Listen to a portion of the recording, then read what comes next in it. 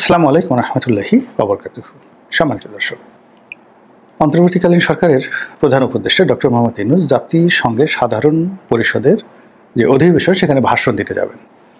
তিনি গত বছর গিয়েছিলেন ভাষণ দেওয়ার জন্য, আর তার আগে শেখ হাসিনা প্রতি বছর সেখানে যেতেন এবং সঙ্গে 100, 150, 200 লোক নিয়ে যেতেন এবং মনে হতো যে পৃথিবীতে তার মতো এত জাঁকজমকপূর্ণভাবে সেই আমেরিকা ভ্রমণে কোনো সরকার প্রধান 2009 থেকে 25 পর্যন্ত কেউ যায়নি। এত রাজস্বিক বহর নেই, এমনকি আমেরিকার প্রেসিডেন্টও নয়। তো সেটাকে একটু কাটছাট করে ডক্টর মোহাম্মদ ইউনূস সেখানে গিয়েছেন, আর এই বছর তিনি যাচ্ছেন। আর এই বছর তার যে লটবহর, সেই লটবহরে যুক্ত হয়েছে 4 জন রাজনৈতিক নেতা। 3টি দলের 4 জন রাজনৈতিক নেতা এখানে যাচ্ছেন।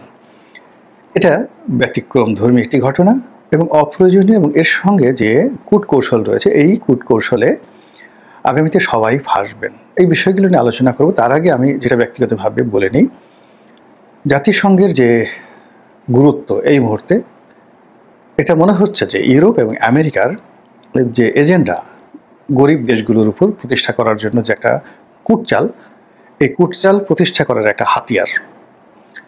এবং জাতিসংঘকে বলা হচ্ছে এই মুহূর্তে একটা শ্বেতহস্তি, এটার কোনো দরকার নেই। এটি শুধুমাত্র ধনীদেরকে আরও ধনী বানানো, প্রভাবশালী রাষ্ট্রকে দরিদ্র রাষ্ট্রগুলোকে দুমড়ে মুচড়ে শেষ করে দেওয়ার একটা হাতিয়ার ছাড়া আর কিছু নয়।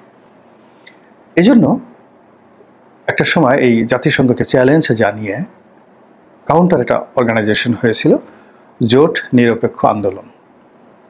মানে সারা দুনিয়াতে এটা যাকে বলে একটা বিরাট যাকে বলে আলোড়ন তৈরি করে ফেলেছিল, এবং এটা জাতিসংঘের চেয়ে এটা গুরুত্বপূর্ণ হয়ে পড়েছিল।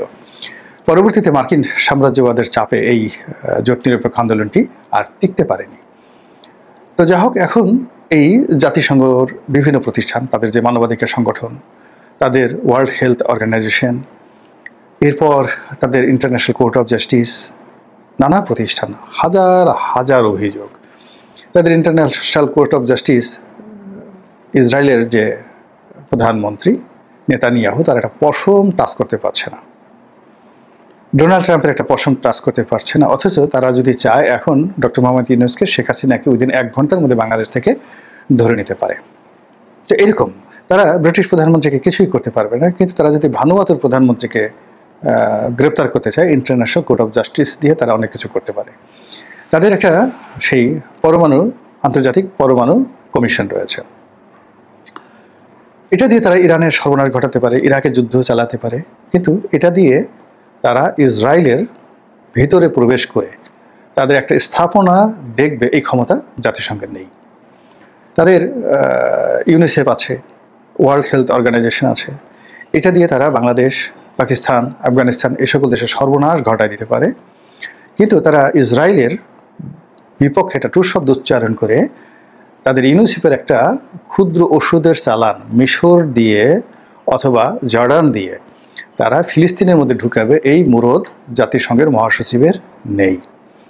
তাদের একটা সিকিউরিটি কাউন্সিল রয়েছে, এই সিকিউরিটি কাউন্সিলে তারা আফগানিস্তানে যুদ্ধ চালাতে পারে, তারা সিরিয়াতে যুদ্ধ চালাতে পারে, কিন্তু এই সিকিউরিটি কাউন্সিল দিয়ে তারা ইউক্রেন এবং রাশিয়ার যুদ্ধ বন্ধ করাতে দূরের কথা, এখানে মধ্যস্থতা করার মতো একটা সাধারণ রেজলিউশন তারা নিতে পারে না এই জাতিসংঘ। তো এই জাতিসংঘের বিভিন্ন প্রতিষ্ঠানের বিভিন্ন রকম কর্মকাণ্ড রয়েছে, আর সেই কর্মকাণ্ডের মধ্যে সবচেয়ে অথর্ব যে প্রতিষ্ঠানটি, সেটা হলো এই সাধারণ পরিষদ। মানে সাধারণ পরিষদ হলো জেনারেল অ্যাসেম্বলি, এখানে সব কিছু আলোচনা হয়, একটা ওপেন অ্যাসেম্বলি, আপনাকে একটা মাইক দেওয়া হয়। তো কখনো কখনো ধরুন বিশ্বের কোনো নাম করা লোক গেলে তার বক্তব্য শোনার জন্য কেউ উপস্থিত থাকে, কিন্তু এমনও অবস্থা রয়ে গেছে যে অগুরুত্বপূর্ণ কোনো ব্যক্তি যদি বক্তব্য দিতে যান, তো এই পুরো অ্যাসেম্বলি হলে সেই দেশের কিছু টাউট বাটপার, সেই দেশে কিছু লোকজন, সেই দেশে কিছু ভাড়া করা দর্শক ছাড়া ওখানে কেউ থাকেন না, এবং কেউ এই বক্তব্য শুনেন, এবং এই বক্তব্যের ফলে জাতিসংঘের সাধারণ অধিবেশনের কোনো ভাষণের ফলে বা কোনো সেই জেনারেল অ্যাসেম্বলির কোনো সুপারিশমালা তৈরি হয়েছে, এবং সেটা বিশ্বের কোনো দেশে বা বিশ্ব রাজনীতিতে সেটা 2 পয়সার গুরুত্ব রেখেছে, এরকম নজির আমি আমার রাজনৈতিক জীবনে কখনো দেখিনি। ফলে এখানে আমি যদি বাংলাদেশের প্রধানমন্ত্রী হতাম, বিশ্বাস করেন আমি এখানে যেতামই না, লোকই পাঠাতাম কিনা। যদি একেবারে বাধ্যবাধকতা যদি থাকতো তাহলে একজন পররাষ্ট্র সচিব বা পররাষ্ট্র মন্ত্রণালয়ের একজন প্রতিমন্ত্রী যদি থাকেন তাকে পাঠাতাম যে যাও তুমি গিয়ে ভাষণ দিয়ে আসো, তুমি একটা ইকোনমি ক্লাসে যাবা আর ওখানে গিয়ে শুধু ভাষণের দিন থাকবা, 48 ঘন্টা তোমার যে খরচা যেটা আছে থাকার জন্য এটা তোমাকে দেওয়া হলো, পার ডে $200 করে পার ডিএম পাবা, এর বেশি না। এভাবে আমি তাকে পাঠাতাম। আর আমি এইভাবে যাওয়া মানে আল্লাহ এর আগে যেন আমার মৃত্যু দেয় এরকম আমার কাছে মনে হতো। এটা একটা বেহায়া নির্লজ্জের মতো একটা ঘটনা, কিন্তু বিভিন্ন দেশের লোকজন কেন যেন সেখানে যায়।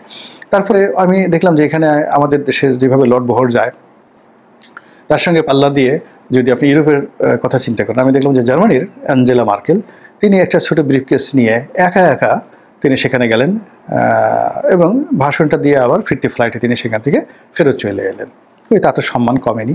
তো সেখানে আমাদের মন্ত্রী, সচিব, ব্যবসায়ী, আমলা কামলা এদেরকে নিয়ে এই বিরাট একটা বহর নিয়ে যে আমেরিকার যে যাত্রা, বিশ্বাস করেন বারবার শুধু আমাদের দেশে গরিব মানুষ যারা বিড়ি খায়, যারা রিক্সা চালায়, যারা ফুটপাতে বসে খেলনা বিক্রি করে তাদের অর্থ ব্যয় করে আমেরিকার সবচেয়ে বিলাসবহুল 5 স্টার 7 স্টার হোটেলে আমাদের মন্ত্রী এমপিরা এই গরিব মানুষের টাকা দিয়ে সেখানে থাকেন। বাংলাদেশের চার্টার প্লেনগুলো মানে পুরো একটা বিমানকে ভাড়া করে নিয়ে বিমান বাংলাদেশ এয়ারলাইন্সে সেখানে গিয়ে বসিয়ে রাখা, তারপরে শেষে আবার সেখান থেকে এসে বাংলাদেশে একটা বিরাট বিজয় উৎসব করা, যে এই আমেরিকাতে ভাষণ দিয়ে এসেছি না জানি কী করি, এর সে আসলে বালখিল্য আমার কাছে মনে হয় না। এবং সেই বালখিল্য রাজনৈতিক নেতারা রাজনৈতিক কারণে অতীতে করেছেন। কিন্তু আশ্চর্যের ব্যাপার হলো যে আমি দেখলাম যে বঙ্গবন্ধুর জামানাতে একবার তিনি যাননি, তিনি একবারই শুধু গিয়েছিলেন, একবার দেখলাম যে ডক্টর কামাল হোসেন ভাষণ দিয়েছেন। তারপরে এরশাদ জামানাতে মিজানুর রহমান চৌধুরী প্রধানমন্ত্রী ছিলেন, তিনি তার পক্ষে সেখানে ভাষণ দিয়েছেন। একবার বোধহয় পররাষ্ট্রমন্ত্রীও কোনো একজন পররাষ্ট্রমন্ত্রী সেখানে ভাষণ দিয়েছিলেন, এরশাদ সাহেবও সেখানে যাননি। তো এরকম ঘটনা যে এখানে কেন যেতে হবে। তো এর প্রেক্ষাপটে এখন ডক্টর মোহাম্মদ ইউনূস যাচ্ছেন। এমনি তিনি একজন অন্তর্বর্তীকালীন সরকারের প্রধান, তার নুন আনতে পান্তা ফিরোয়, বাংলাদেশে এসে কিছুই করতে পারছেন না, এখানে হতাশা, চারিদিকে হতাশা। তো এই সময়টাতে তিনি এত ঘন ঘন যে 1 বছরের মধ্যে 13 বার তিনি বিদেশে গেছেন, এইবার দিয়ে তার 14 বার যাওয়া, এই টাকাগুলো মানে তিনি কোথায় পাচ্ছেন, কেন যাচ্ছেন, কি করছেন, তার লাভ কি? বিভিন্ন লোকজন তিনি ভাড়া করে এনেছেন, এই যে এক একটাকে দেখলে মেজাজ গরম হয়ে যায়, মানে যাদের ফুটফাট করে ইংরেজি বলে। তারপরে যখন ছবি তোলার দরকার হয়, আপনি ওই যে সিনেমার যে অনন্ত জলিল যেভাবে ছবি তুলে বুকটা ফুলিয়ে পেটটা ভিতরে নিয়ে মানে যাকে বলে শরীর চেপে দেখবেন যে একজন মানুষ অনন্ত জলিলের ছবির কথা চিন্তা করেন। অর্থাৎ অনন্ত জলিল যখন ছবি তুলে সে তখন করে কি তার যে পেটটা ভিতরে নিয়ে তারপরে শেষে সিনাটা ফুলিয়ে তারপরে গাল গম্ভীর করে সে ছবি তোলার চেষ্টা করে। ঠিক এখন ডক্টর মোহাম্মদ ইউনূসের কয়েকজন উপদেষ্টা এই ছবি তুলতে গিয়ে তাদের যে ভুঁড়ি পেটের মধ্যে ঢুকানোর চেষ্টা করে, সিনাটা ফুলিয়ে দেয় আর গালটা ভারী করে একটু অ্যাঙ্গেল করে মানে ডান দিকে বাঁকা হয়ে বাম দিকে বাঁকা হয়ে ছবি তুলে বোঝানোর চেষ্টা করেন যে তিনি অনেক স্মার্ট একজন ব্যক্তি। আর ইংরেজি যখন তারা বলার চেষ্টা করেন এমনভাবে ইংরেজি বলেন যে মনে হয় সেই ইংরেজি বোঝা আপনার জন্য খুব কঠিন একটা বিষয়, আপনি যদি বুঝতেই পারেন তাহলে তার ইংরেজি হলো না। তো তাদের যে ইংরেজি, সেই ইংরেজি সহজ সরল ইংরেজি নয়, খুব কঠিন ইংরেজি, যেন তারা যে বিদেশে ছিলেন, ভালো ইংরেজি জানেন, কঠিন কঠিন শব্দ দিয়ে প্রচার করেন। তো এরকম কতগুলো যাকে বলা হয় মানে আমাদের এই সমাজে সাধারণভাবে চলাচল করেন না, এরকম কতগুলো মানুষকে নিয়ে তিনি ঘোরাফেরা করেন এবং এদেরকে নিয়ে আবার তিনি আমেরিকাতে যাচ্ছেন সেই ব্যবসা বাণিজ্য কী করবেন না করবেন, কী ভাষণ দেবেন না না দেবেন এজন্য।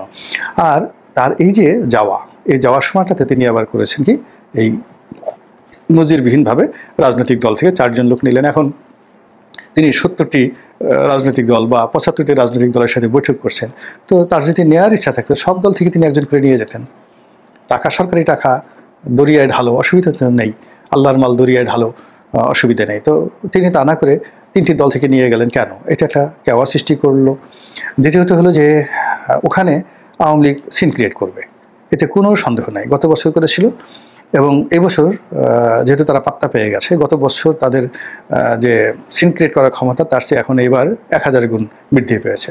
লন্ডনে মাহফুজের সাথে যা করা হয়েছে, আমেরিকাতে মাহফুজের সাথে যা করা হয়েছে, তারপরে আসিফ নজরুলের সাথে যা করা হয়েছে, ডক্টর মোহাম্মদ ইউনূসের সঙ্গে করা হয়েছে, এইবার একেবারে সুদে আসলে অতীতে যা কিছু করা হয়েছে এটাকে আরও 3 গুণ 4 গুণ মাল্টিপল করে তারা সমস্ত ইউরোপ থেকে আমেরিকা থেকে লোকজন এনে এখানে রীতিমতো একটা উৎসব, ডিম উৎসব পালন করবে। কত ডিম মারা যায়, কত কুশপুত্তলিকে দাহ করা যায়, রাস্তায় রাস্তায় কত রকম মানে ছবি টানিয়ে, বিলবোর্ড টানিয়ে সেইগুলোকে মানে নানা রকম কাচি কুচি করে তারপরে হচ্ছে পচা ডিম মেরে, তারপরে সেইগুলোকে নিয়ে নাটক তৈরি করে, মানে এগুলো আমেরিকাতে হলো কি আপনার গণতন্ত্রের চর্চা করার জন্য, ব্যঙ্গ বিদ্রুপ করার জন্য নানা রকম সেখানে বৈধ উপকরণ রয়েছে। যেমন দেখা গেল একবার ডোনাল্ড ট্রাম্পের যখন প্রেসিডেন্ট লাস্টবার, তাকে উলঙ্গ করে, একেবারে সম্পূর্ণ উলঙ্গ করে একটা মূর্তি বানানো হলো as it is Donald Trump. আর পেছন দিক থেকে সেটা যখন যাচ্ছিল, একেবারে তিনি আমাদের গ্রামে যেমন রাস্তার পাশে দাঁড়িয়ে যেভাবে মানুষের মলমূত্র ত্যাগ করে, তো ওইভাবে ডোনাল্ড ট্রাম্প বসে আছেন, একটা ছবি, মানে একটা মূর্তি তৈরি করা হয়েছে ফোমের, আর মানুষজন তার পশ্চাৎ দেশে শুধু লাথি মেরে যাচ্ছে, এবং এটা আমেরিকার সমাজে বৈধ।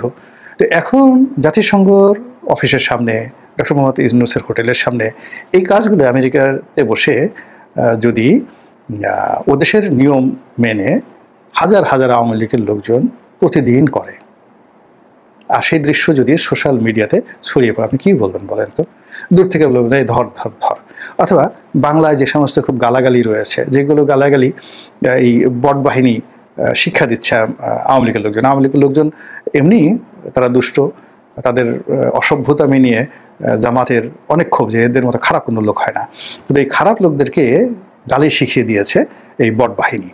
তো এই বট বাহিনীর গালি, পিনাকির গালি, সেফায়েতুল্লাহর যে গালিগুলো আছে, সেই গালিগুলো বাংলায় দাঁড়িয়ে দাঁড়িয়ে যদি সেই আওয়ামী লীগের লোকজন দিতে থাকে, তো আমেরিকার লোকজন তো পুলিশ এই গালিগুলো বুঝতে পারবে না, তারা হাসবে, এই জিনিসগুলো হাসবে যে ও মাই গড কি গালি দিচ্ছে, কত সুন্দর, সো নাইস। হ্যাঁ, এত সুন্দরভাবে গালি দেওয়া যায়। আমেরিকা তো ইংরেজিতে গালি তো 2-3টা, আর বাংলায় তো গালি 2-3 হাজার গালি রয়েছে। 2-3 জায়গায় যে কাউরে যদি বলে এই তেলাফোকার বাচ্চা তেলাফোকা, এই মানে ইঁদুরের বাচ্চা ইঁদুর, এই বান্দরের বাচ্চা বান্দর, তো এই ধরনের কথাবার্তা আমাদের বাংলাদেশে হয়, কিন্তু ইংল্যান্ডে কিন্তু এই ধরনের কথাবার্তা হয় না, বা আমেরিকাতে এই ধরনের গালি হয় না। বা অশ্লীল, অমুকের পুত্র অমুক, অমুকের ছেলে অমুক, অমুক অমুক, একজনের নাম দিয়ে দিল অমুক অমুক, বাজে যত রকম বাজে জিনিস আছে, সেই বাজে জিনিসগুলো এখন যেহেতু এই সামাজিক মাধ্যমের কল্যাণে আওয়ামী লীগের লোকজন তারা শিখে গেছে এই গালিগুলো। তারপর গালিগুলোর সাথে সাথে আবার অঙ্গভঙ্গি, দূর থেকে যদি অঙ্গভঙ্গি করা হয়, যেটা আমেরিকান পুলিশ বুঝবে না, আমেরিকার আইনেও এটা ধরতে পারবে না, কিন্তু বাংলাদেশের লোকজন বুঝবে যে কি করা যায়। এক হাতের 2-3টা আঙ্গুল ঠিক করে সেটাকে যদি আপনি পশ্চাৎ দেশ বানান, কারো 2টা আঙ্গুল ঠিক করে পশ্চাৎ দেশ বানান, আর একটা আঙ্গুল আপনি যদি আবার সেই পশ্চাৎ দেশের মধ্যে ঢুকিয়ে দেন, যেটা পিনাকি অহরহ করে। তো এরকম জিনিসগুলো যদি সেই মানে এয়ারপোর্টে করা হয়, এইসব জিনিসগুলো যদি হোটেলের সামনে করা হয়, যে কোনো অধিবেশন চলবে সেই সময়টাতে করা হয়, তাহলে বোঝার চেষ্টা করুন যে পরিস্থিতি কেমন হবে। আর এই ঘটনার সাথে জামাতের লোক যখন থাকবে, বিএনপির লোকজন থাকবে, তারাও তো এই অপমানগুলো তাদেরকে ভাগ করে নিতে হবে, কারণ তারা তো সফর সঙ্গী। এবং এখানে যারা যাবে তাদেরকে উদ্দেশ্য করে যদি এখন ইতিমধ্যে বলা হচ্ছে এরা সবাই ডক্টর মোহাম্মদ ইউনূসের বডিগার্ড হিসেবে যাচ্ছে, কেউ তাবেদার হিসেবে যাচ্ছে, কেউ দালাল হিসেবে যাচ্ছে, দলের মধ্যেও নানা রকম যে ওনাকে নেওয়া হলো কেন, আমি কি তার চেয়ে কম গুরুত্বপূর্ণ, আমাকে কেন নেওয়া হচ্ছে না। তো এই পুরো বিষয়টা আমার কাছে মনে হচ্ছে এই সময়টাতে দরকার ছিল না, এই সময়টাতে ওনার বিদেশে যাওয়াই দরকার ছিল না। বাংলাদেশে থেকে নির্বাচনটা যত সুন্দর করা যায়, সুষ্ঠু করা যায়, সরকারের কাজে গতি আনা যায়, বাংলাদেশে 2টো পয়সা বাঁচানো যায়, যতটা সম্ভব জনগণের সাথে সম্পৃক্ত থাকা যায়, এগুলো না করে এইরকম ঝামেলা বাঁচাতে তিনি কেন যাচ্ছেন, এটা আমার বোধগম্য হচ্ছে না। অথবা এই সময়টিতে কেন আওয়ামী লীগকে একটা সুযোগ করে দেওয়া হচ্ছে যে আসো আসো আসো, আমাদেরকে গালি দাও, আসো আসো আসো, আমাদেরকে লক্ষ্য করে অশ্লীল নৃত্য করো, আসো আসো আসো, আমরা আসছি, আমাদেরকে দেখতে আসো, আমাদেরকে বরণ করে নাও, তোমাদের যেভাবে ইচ্ছা সেভাবে বরণ করে নাও, আসো আসো আসো, আমরা অনেকদিন যাবো ডিম খাই না, আমাদেরকে ডিম খাওয়াও, এরকম করো, আমরা তো তোমাদের এই ডিম খাওয়ার জন্য বসে আছি। ইসে প্রভোগ, এই জিনিসগুলো কী দরকার ছিল? কাজেই সবাই যে উনি যাওয়ার জন্য অনেকদিন যাবত আমাদের দেশে বিনোদন হয় না, মানুষের মনে অনেক দুঃখ কষ্ট। ফলে এই সমস্ত আওয়ামী লীগের যে তাদের যে লঙ্কা কাণ্ড তারা লন্ডনে করেছে ইউনূসের সময়, ইউনূসের ভিজিটের সময়, মাহফুজের ভিজিটের সময়, তো এই জিনিসগুলো, বা আসিফ নজরুলের সাথে সুইজারল্যান্ডে এয়ারপোর্টে যে ধরনের ঘটনা ঘটা হয়েছে, এগুলো মানুষ কোটি কোটি মানুষ দেখেছে, এবং মনে হয়েছে যে এর চাইতে উত্তম সুচিত্রা বলেন, তারপর শেষে মধুবালা, দিলীপ কুমার বলেন, তারপরে রাজকুমার বা রাজেন্দ্র কুমার, মধুবালার দৃশ্য বলেন, মানে সব ফেল, মীনা কুমারী দৃশ্য ফেল, পাখিজার সেই দৃশ্য ফেল। এমন হয় যে এই যে তারা যে অপদস্থ হচ্ছে, এগুলো মানুষ খুব পছন্দ করছে, এবং এগুলো মানুষের মনের মধ্যে যে নেতিবাচক ক্রিয়া প্রতিক্রিয়া তৈরি হচ্ছে, ওই দৃশ্য নিয়ে তারা আবার বাংলাদেশে কোন মুখে আসবেন, এসে আবার কোন মুখে বড় কথা বলবেন, এটা আমি বুঝতে পারি না। মহান আল্লাহ আমাদের সবাইকে হেদায়েত দান করুন এবং হেফাজত করুন। আসসালামু আলাইকুম।